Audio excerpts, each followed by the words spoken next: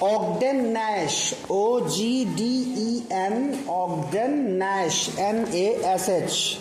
That's the name of the poet, जिनकी writing है the tale of Custard the dragon.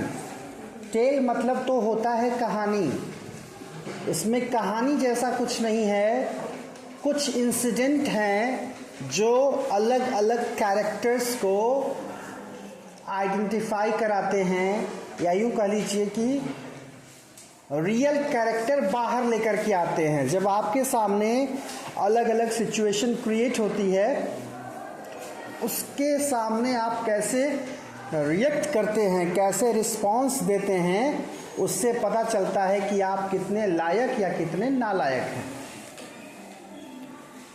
This poem is written in the style of a ballad. Ballad क्या होता है? वो poem जिसमें कोई कहानी हो। तो एक बैलेड के रूप में ये पोएम लिखी गई है। आगे देखो लिखा है बैलेड का डेफिनेशन, अ सॉन्ग और poem that tells a story. कोई कविता या कोई गीत जिसमें कोई कहानी हो। You must be familiar with ballads that narrate tales of courage और हीरोइज्म। अगर ऐसे बैलेड आपने नहीं सुना होगा तो शायद उम्मीद करता हूँ कि आप में से ज़्यादातर लोगों ने बिरहा सुना होगा। तो बिरहा में क्या होता है? गाया जाता है और उस गाने के बीच में कोई कहानी चल रही होती है। This poem is a humorous ballad close to a parody. और ये जो पोएम है बैलेड के रूप में भले है, लेकिन ये एक्चुअली है पैरोडी। पैरोडी क्या होता है? जब किसी चीज़ की आप नकल करते हैं। नकल करने में क्या होता है? जब पैरोडी होती है तो नकल होती है, और नकल करने में कई बार आप मजाक उड़ाते हैं। ठीक है? जैसे अगर मैं कहूँ कि कोई मतलब कुछ जानवर थे, उसमें एक किसी जानवर का क्या उसको बोलते हैं, स्वयंवर चल रहा था। मतलब स्वयंवर में क्या होता है? एक लड़की होती है जो अपना दूल्हा खुद से चुनती है ना? तो अब क्या था? स्वयंवर में ये था कि जो बाकी जानवर कंपटीशन में हैं उसका वर्ण करने के लिए उनको एक पत्थर उठा के कुछ दूरी तक फेंकना था। ये पैरोडी है। क्या ये जो बात मैंने बताई इससे कुछ और याद आया? ऐसा किसी और कहानी में कुछ हुआ है? कहाँ हुआ है? महाभारत में हुआ है। क्या हुआ है महाभारत में?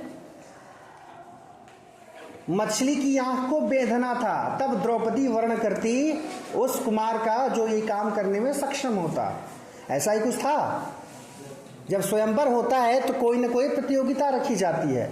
तो किसी बड़ी कहानी को जब उसको नकल करके इस ढंग से प्रस्तुत किया जाए, दैट्स कॉल्ड पैरोडी। आगे बढ़ते हैं। यहाँ एक कैरेक्टर है, नाम लड़की है, नाम है बेलिंडा।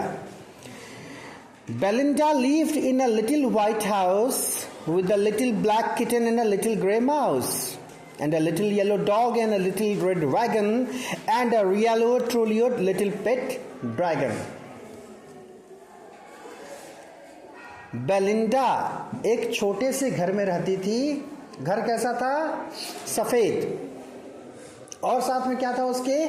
एक छोटा सा ब्लैक किटन यानी बिल्ली का बच्चा, और एक छोटा सा माउस यानी चूहा ग्रे कलर का, स्लेटी कलर का, और एक छोटा सा डॉग येलो कलर का, और एक लिटिल रेड वैगन। वैगन क्या होता है? वैगन में चीज़ों को ले जाया जाता है।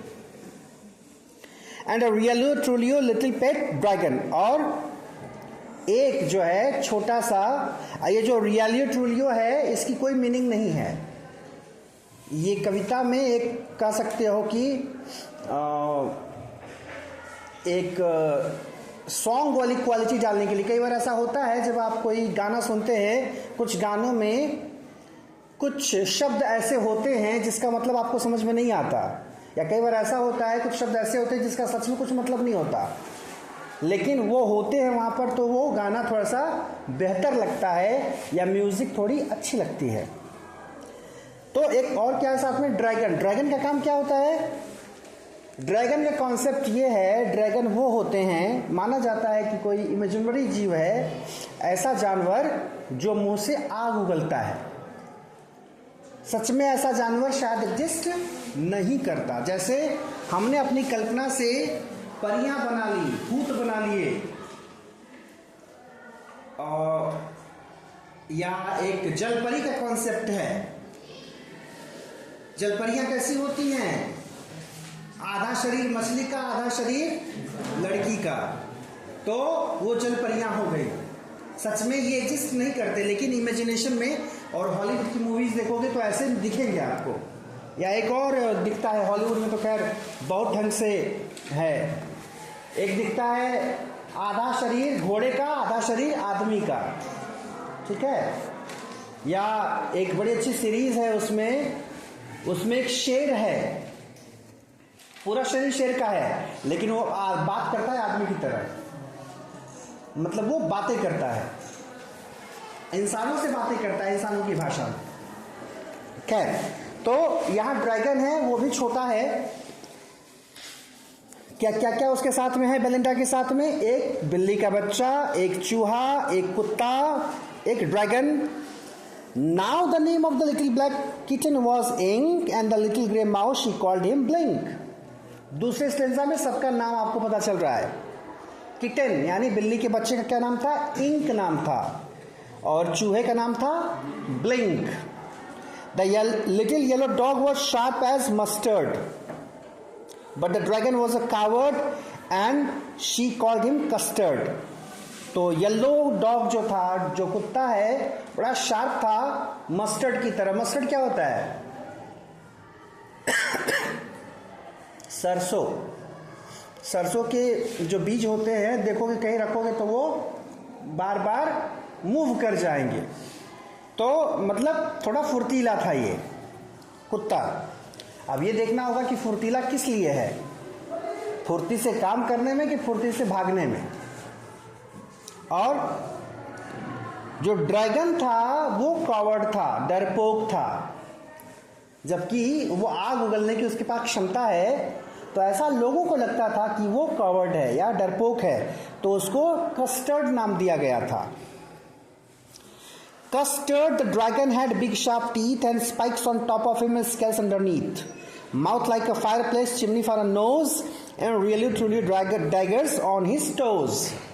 तीसरी स्टेंजा केवल ड्रैगन के बारे में है, उसका पूरा विवरण मिल गया आपको। उसके दांत बड़े शार्प थे और उसके शरीर पर स्पाइक्स थे, और मतलब थोड़ा थोड़ा नुकीला शरीर पर, जैसे शाही वगैरह का होता है। और स्केल्स यानी धाराएं बनी हुई थी शरीर पर। जो उसका माउथ था, मुंह से आग उगलता था, तो फायरप्लेस में आग होती है, तो मुंह में आग, तो अब ऑब्वियस है कि जहां आग जलती है तो आग की ठीक ऊपर देखोगे चिमनी होती है, तो नाक उसकी चिमनी का काम करती थी धुआं फेंकने के लिए, है ना। तो मुंह आग के लिए और नाक चिमनी की तरह। और उसके जो टोज थे वो डैगर्स की तरह थे। डैगर क्या होता है? एकदम नुकीला हथियार, जिसको गांव घर में गणासा कहा जाता है, जो काटने के काम में आता है। डैगर्स की तरह उसके टोज थे, नुकीले टोज यानी पैर का अंगूठा या बाकी सब। Belinda was as brave as a barrel full of beers, and Ink and Blink chased Lawrence down the stairs. और यहाँ से ये मजाक शुरू होता है, लोगों की बहादुरी का किस्सा शुरू हो रहा है कि बेलिंडा जो है एकदम भालुओं के बैरल की तरह बड़ी ब्रेव थी। इंक और ब्लिंक क्या थे? वो तो लॉयंस को भी खदेड़ दे। इंक और ब्लिंक मतलब कौन? किटन और चूहा, है ना। वो उनकी बहादुरी ये थी कि वो शेर को भी खदेड़ सकते थे। Mustard was as brave as a tiger in a rage. जो कुत्ता है इतना ज्यादा बहादुर कि टाइगर को फेल कर दे अपने गुस्से में।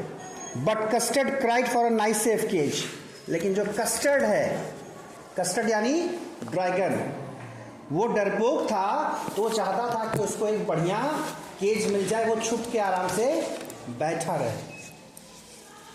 Belinda tickled him, she tickled him unmerciful. Ink, Blink and Mustard, they rudely called him Percival.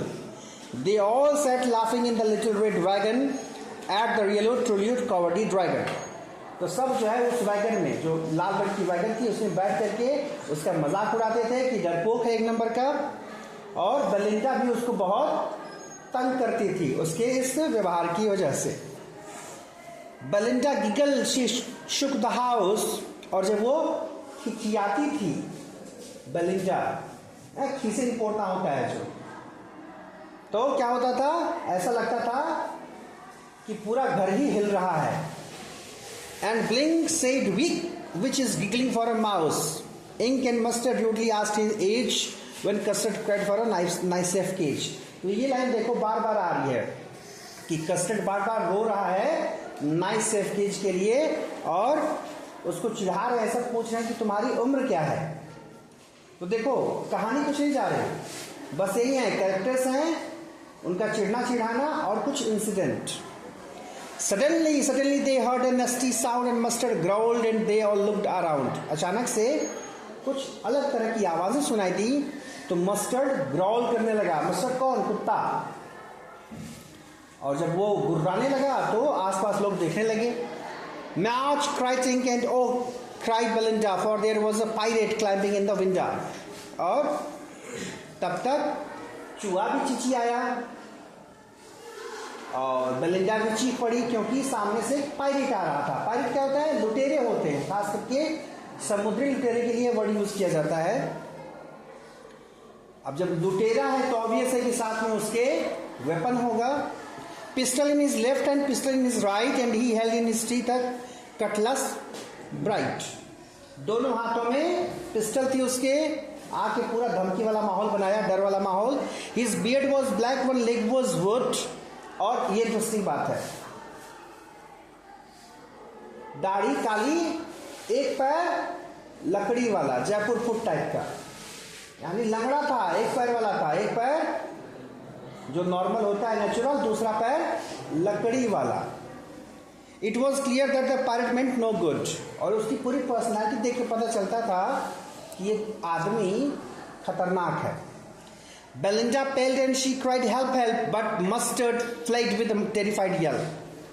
Belinda पीली पड़ गई, चिल्लाने लगी हेल्प के लिए। क्यों? अभी तो कुछ देर पहले क्या पढ़ा कि भालुओं के समूह की तरह जो है उत्साह या ब्रेवरी थी बेलिंडा के अंदर, तो अब चिल्ला क्यों रही है? चिल्लाने लगी हेल्प के लिए। और मस्टर्ड जिसका गुस्सा, कुत्ता जिसका गुस्सा टाइगर की तरह था, क्या है? Fled with a terrified yell, भाग गया। Ink trickle down to the bottom of the household. और जो इंक है चूहा, चूहों को तो भागने के लिए छोटा सा स्पेस चाहिए, कहीं नीचे जगह देखी, सरक लिया भीतर। Little mouse blink strategically mouse hold. तो इंक यानी वो किचन और ब्लिंक यानी वो चूहा, दोनों निकल लिए। चूहा बिल में चला गया अपने, और किटन भी कहीं थोड़ी सी जगह पा करके घुस गया। तो अब जो कॉवर्ड था ड्रैगन, उसने क्या किया? But up jumped Custard snorting like an engine. जो कस्टर्ड था वो कूदा सामने आया, और जैसे कोई इंजन स्टार्ट हो गया हो। जब इंजन स्टार्ट होता तो क्या होता है? धुआं छोड़ता है। Clash is tail like irons in dungeon. जैसे डंजियन का मतलब कैद होता है, और पूंछ बहुत तेजी से वो पटकना शुरू कर दिया उसने। With a clatter and clank and jingling sperm he went at the pirate like a robin at a war.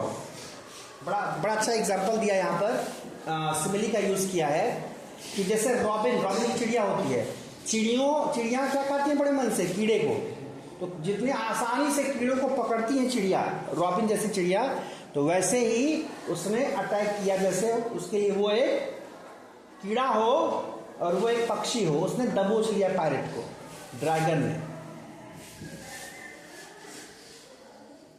The pirate gaped at Belinda's dragon and dug some grog from his pocket flagon. He fired 2 bullets but they didn't hit and Custard gobbled him every bit.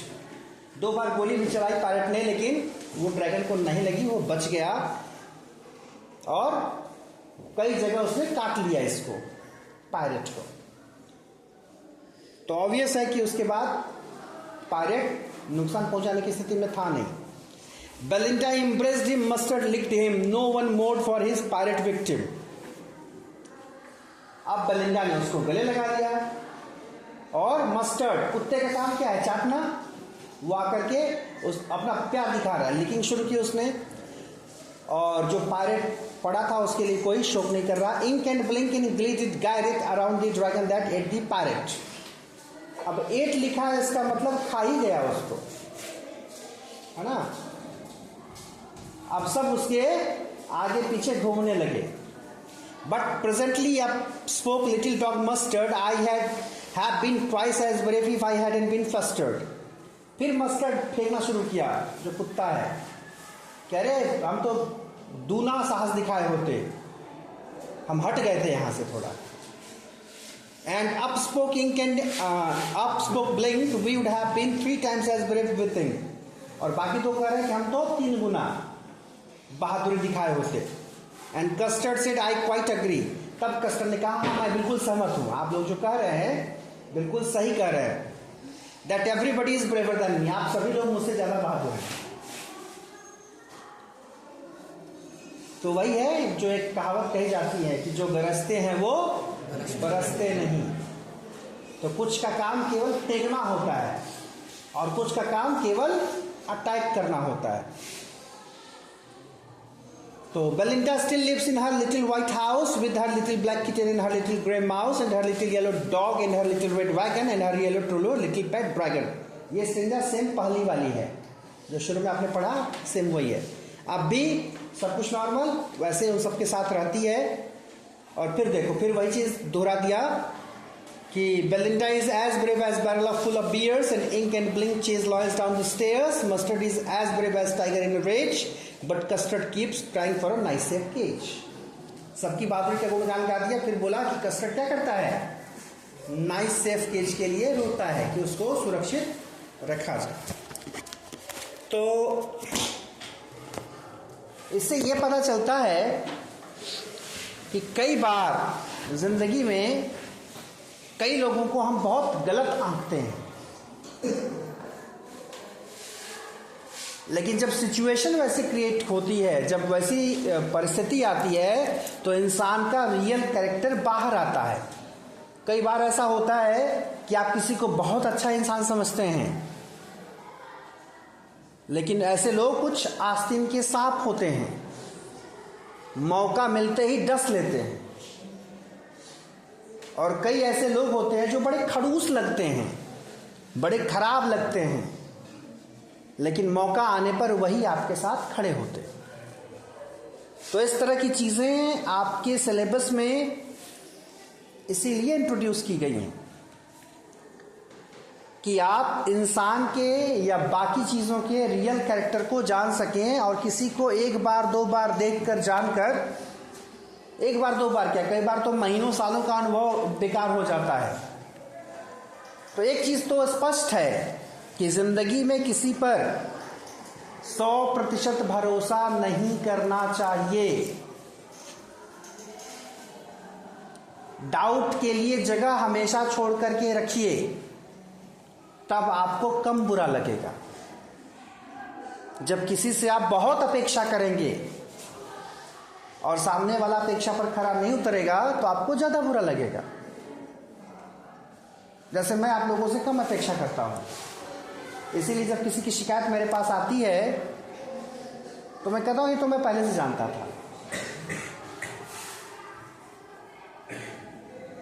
तो जिंदगी में ऐसे ही जो चीजें आपके syllabus में होती हैं, जब तक उसका इम्प्लीमेंटेशन आपकी लाइफ में नहीं होगा, तब तक पढ़ने का कोई औचित्य नहीं है। बाकी पोएम पढ़ ही लिए हो, राइमिंग भी देख लिए, जो एक जगह लाइक का यूज़ किया वहाँ पर सिमिली का यूज़ है, उपमा अलंकार का यूज़ है। तो ये सारी चीज़ें समझते रहिए, एग्ज़ाम में आएगा तो लिखना है तो लिख लीजिए। ठीक है।